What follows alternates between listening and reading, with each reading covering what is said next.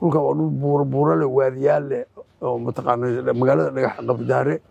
waadi weyn baa ka sokeeya dhinaca Soomaaliya markaa ka gasho annaga waadigaas inuu jiro baan ogeyn marka ciidan awood loo aad iyo aad u fiican aan tiro badnayn 50,000 camal ah buu ahaa ciidanka Soomaaliyeed laakiin moraalkiisu uu aad iyo aad u sareeyo hub aad iyo aad u fiican haysto marka dad moraal fiican baan ahayn oo diyaar u ah dagaalka isku keenida Soomaali weyn in Soomaali weyn isku soo celiyo waad ogtihiin dalkani 5 qaybood buu gumaysigu u qaybiyay marka Soomaalidu weligeed waxay aaminsaneen in dalka la xoreeyo dalka Soomaaliyeed oo la isku keeno saacado yar magaalada waa qabanay 5 saac magaalada waa gacanteena ku jirtay annaga maxaabiis baa la ururinayay warkeedu waa dhamaaday magaalada degdeg yani dagaal adag ma ahayn resistance ma ahayn dhagax buur markii qabdaare la qabtay waxaana la amar baa la siiyay leeyahay waxa u guureysaan dhagax buur marka anaga dhagax buur ma aan socon runtii waxaan u soconay qaybta 26aad inaan ku biirno ciidamadaas oo dagaalka weyn ee lagu talagalay jigjiga iyo harar iyo bay ahayd inaan ka qayb galno waajibka iyagu ma ahayn barqadii anagoo marayna wado u socota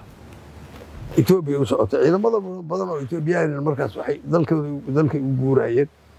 waxaan kor maray diyaarado oo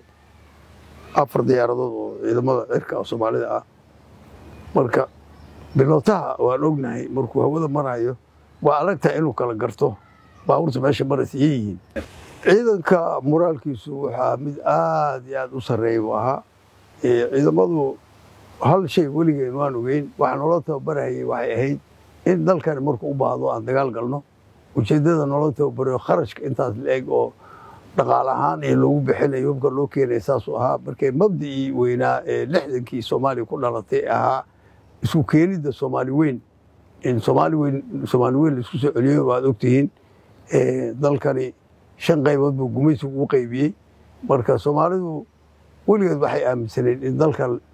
la xoreeyo dalka Soomaaliyeed oo la isku keeno isku keenitaankaas baa waday drive gareynay in ciidan badan oo awood leh ay Soomaaliya abuurto marka ciidan awood loo aad iyo aad u fiican aan tiro badnayn 50,000 camal ah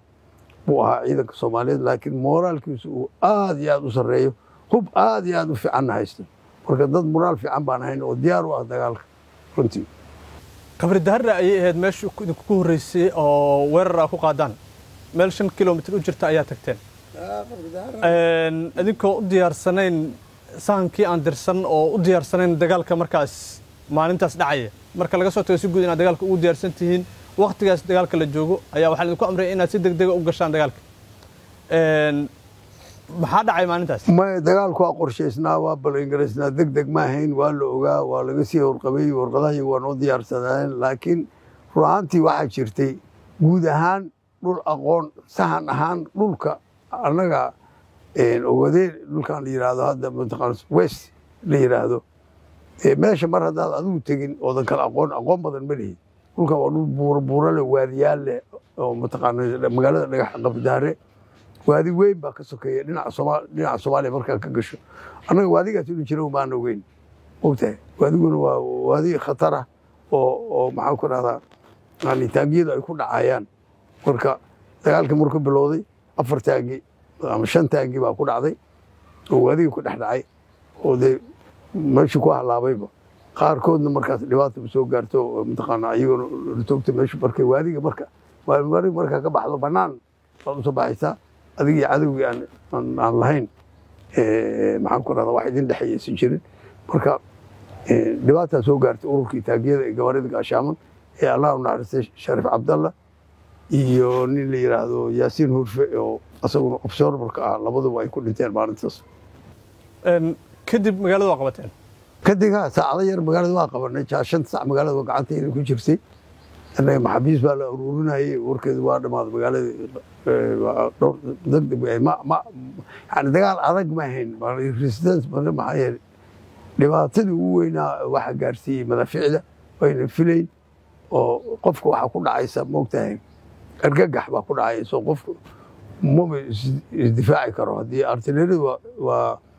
waxa lagu tijaabiyay dagaalka labaad baa la ogaaday yani waa qaybta ugu weyn bay ka qaataan dagaalka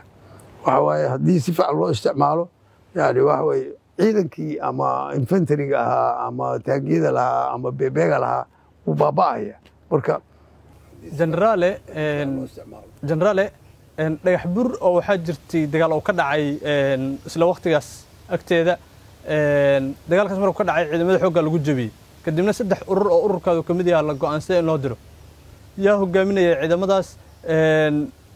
sidaas ku tagtay dhagax bur markii qabridaare la qabtay waxaana la amar baana la siiyey leeyahay waxa u guureysaan dhagax bur marka anaga dhagax bur maana socon runtii waxaan u soconnay qaybta 26aad inaan ku biirno ciidamadaas oo dagaalka weyn ee lagu talagalay jigjiga iyo harar iyo bay ahayd inaan ka qayb galno waajibka iyagu ma ahayn dhagax bur ciidamadii burca joogay baa lahaa waajibkaas inay qabtaan iyo jabhad la sameeyey oo xilkooda loo saaray annaga intaan dhexda ku sii jirnay markaan dhagax buur tagnay magaalada dhagax buur tagnay waxaan la kulannay ciidankii oo dhib badan ka haysa marka ayaga awood badanna ma qabin oo artillery badanna ma haysan dhagax buurna oo dhufaysay waxaa ka qodan oo aad iyo aad oo adagtahay si looga saaro marka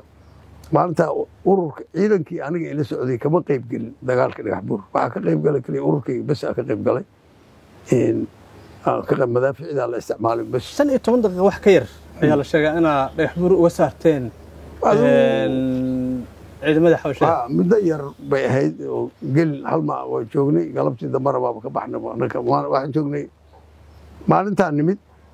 maalintii ku xigtay waa saamsan maalinta saddexaad dagaalka bilowday galabnimada way dhamaatay anaga habeenimadiina waa ka baxnay markaas waxaan u baahnay meel yiraahdo waxaan tagnay allay badan yiraahdo hargeysa korka u dhaxaysa tagu jaale iyo hargeysa u dhaxaysa madaafiicda goobta markii la eego maadaama aad madaafiicda goobta hogaaminaysa madaafiicda goobta ee dawladda Soomaaliya xilligaas haysatay iyo tan Itoobiya haysatay farqiga u dhaxay inta ah Soomaaliya waxay haysatay ciidan artillery aad iyo aad u tababaran aadna mutaqaana ku ugu dambeeyeen madaafiicdan oo aniga aan xukumo kale madaafiicda ugu dambaysa way markaas ciidanka Ruushka ku hubaysnaa waxayba ka gadeenba markaas Ruushka weli ma gadi jirin waxayba ka gadeenba Soomaaliya ay ka gadeen 5 urursiyen iyo Masar iyo Nigeria wadan kale haystay ma jirin way Ruushku siiyeen madaafiicda ugu dambaysay ahaayeen oo ciidamadooda ay ku hubaysnaayeen badanaaba wadamada wax gada adduunka waxay ka gada hubka ciidamadooda uu ka baxo bay ka gadaan ciidankooda hubkaas marka ayagu waxay naga gadeen oo nala siiyey hubkii ay haysteen ay ku isticmaalayeen marka madaafiic xamarada artillery badan ma lahayn ma qabin artillery badan dhagax bur waa qabateen kadibna waa ka dhaqaaqdeen waa ka tagnay waxaan tagnay meeshaas allay baday meel yiraahdo tagnay yani waxyaalaha runtii aan xusuusto safarkii allay baday dhagax bur wuxuu ahaa habeenkii baan baxnay barqadii anagoo marayna waddo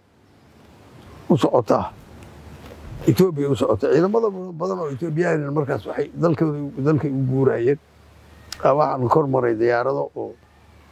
4 diyaaradood oo ciidamada cirka Soomaalida ah marka bilowtaha waan ognahay markuu hawada marayo waa aragtaa inuu kala garto baabuurta meesha maraysa yihiin waa ka tagnay waxaan tagnay meeshaas allay baday meel yiraahdo tagnay yani waxyaalaha runtii aan xusuusto safarkii allay baday dhagax bur wuxuu ahaa habeenkii baan baxnay barqadii anagoo marayna waddo u socota Itoobiya u socota ciidamada badan oo Itoobiyaan markaas waxay dalkay u guurayeen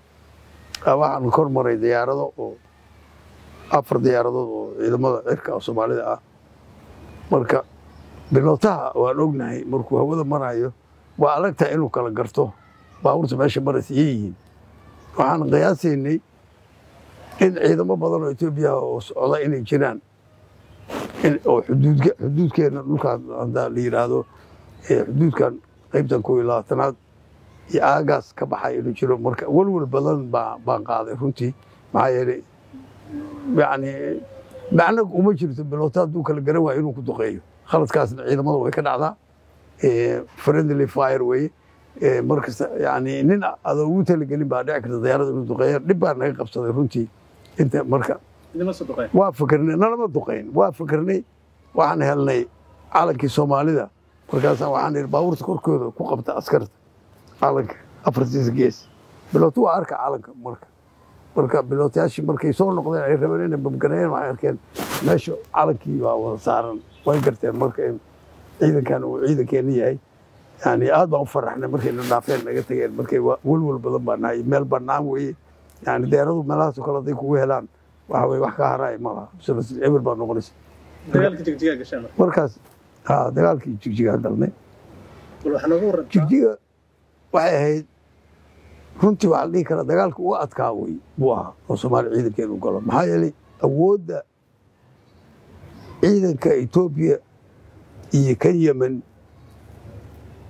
iyo maxaan ku radaa dawlado yar oo badan oo ayagana ciidamo ka joogay oo kubaan ku limi soo gaarin laakiin waxa joogay East Germany ciidan baa ka joogay maxaan ku radaa Yemen ciidan baa ka joogay adiis dhowr ciidan baa joogay xisbi aan ma xasuusto dhowr ciidan baa joogay oo badnayn oo Yemen taagiya ka joogay